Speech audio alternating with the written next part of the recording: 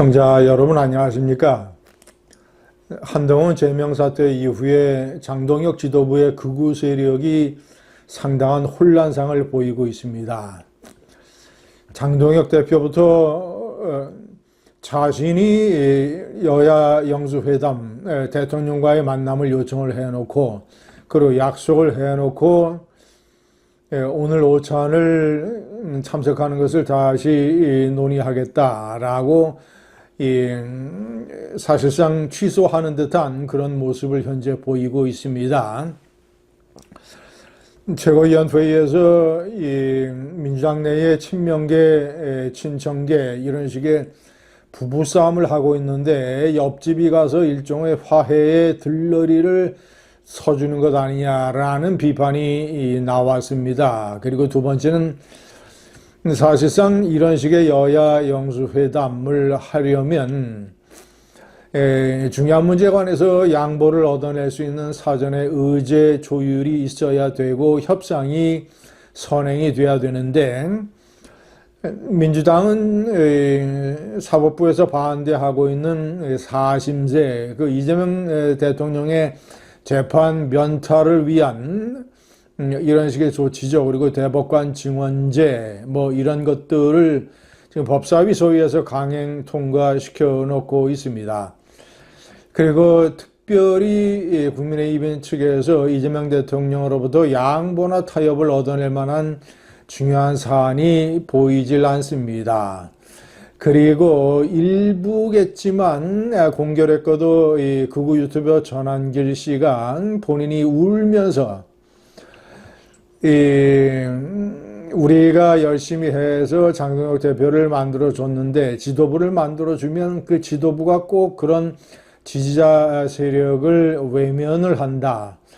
오늘 같은 날 내가 경찰서에 이제 소환 조사를 받으러 출두하는데 그는 여러 가지 혐의로 고발 고소가 되어 있죠.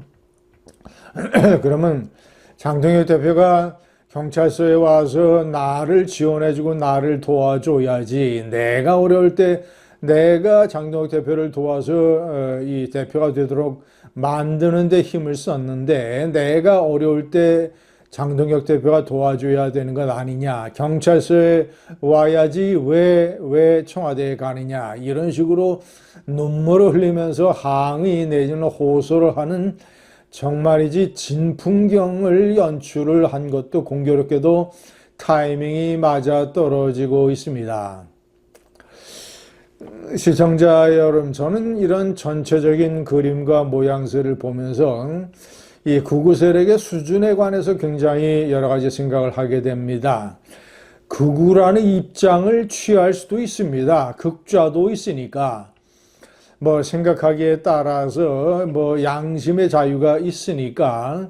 하지만 그 내용의 품이나 어떤 논리의 수준이나 아니면 스타일이나 전체적인 이런 것들이 한국의 정통 보수의 가지에 어울리는 어느 정도의 수준을 갖춰야 된다고 생각을 합니다. 저는 극우도 수준이 있어야 된다고 생각을 합니다. 이 프랑스의 르팽이라든가 최근에 방한한 이탈리아의 멜로니 총리, 이탈리아 형제당이죠. 다 극우 정당입니다. 나름대로의 품위와 논리를 갖추고 있습니다. 시청자 여러분, 전한기 씨로 놓고 보자면 제가 여러 차례 그 수준을 지적을 한 적이 있는데 좀 적나라한 표현입니다만은 왜 이렇게 징징대는지 이게 뭐 이 장동혁 이 야당 대표가 청와대에 가서 오찬 대통령과 오찬 회동을 하는 문제가 자신이 눈물을 흘리면서 징징대야 되는 문제인지 아니 이 거대 야당의 대표가 청와대 회동이 중요하지 자신의 경찰서 가는데 가서 뭐 손을 치켜들고 피켓 시위라도 해달라는 뜻입니까?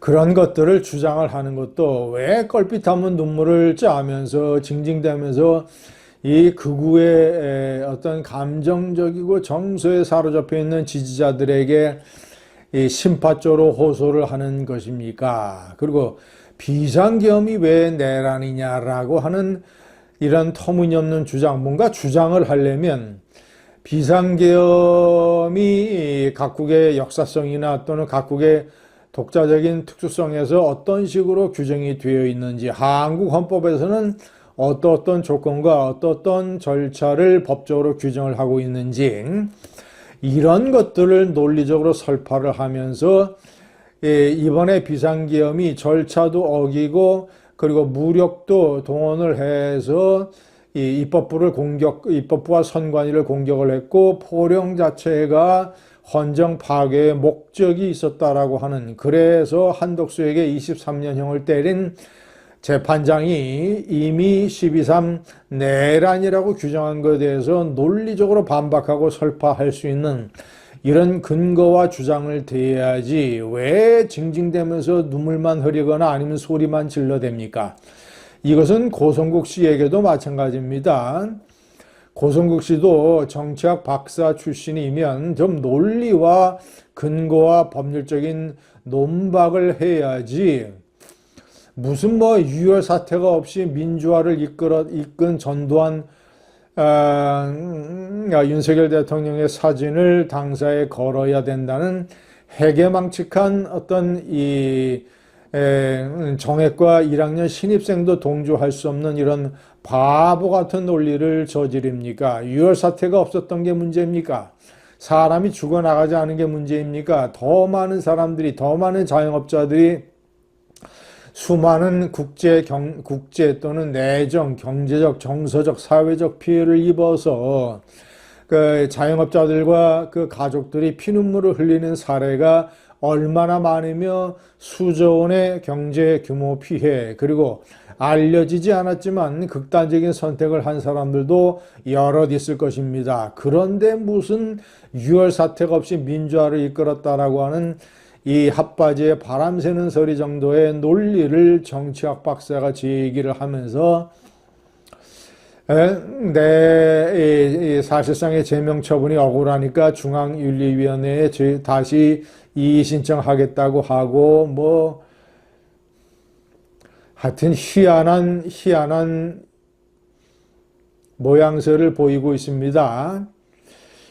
이 박민영 당 미디어 대변인은 당의 공식적인 직책을 가진 대변인입니다. 그러면 당의 대변인은 민주당과의 정책 토론이나 민주당과의 공방전, 민주당이 잘못하는 것을, 민주당과 이재명 정권이 잘못하는 것을 공격하고 비판하고 싸워야 되는 그런 자리입니다. 당 대변인이기 때문에.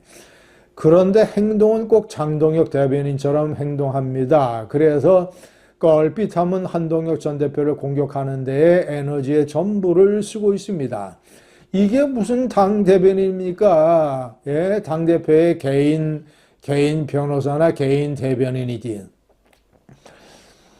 이게 제가 한번 비판했습니다만은 이 장해찬, 박민영 이런 아직 세상 물정을 모르고 교육을 제대로 받지 못한 젊은이들이 한가발 한뚝덩이라고 이런 폐륜적 인신공격까지 해대는 이런 것들, 이것이 현재 한국 극우의 현재의 수준입니다. 극우는 제발 수준 좀 높이십시오. 감사합니다.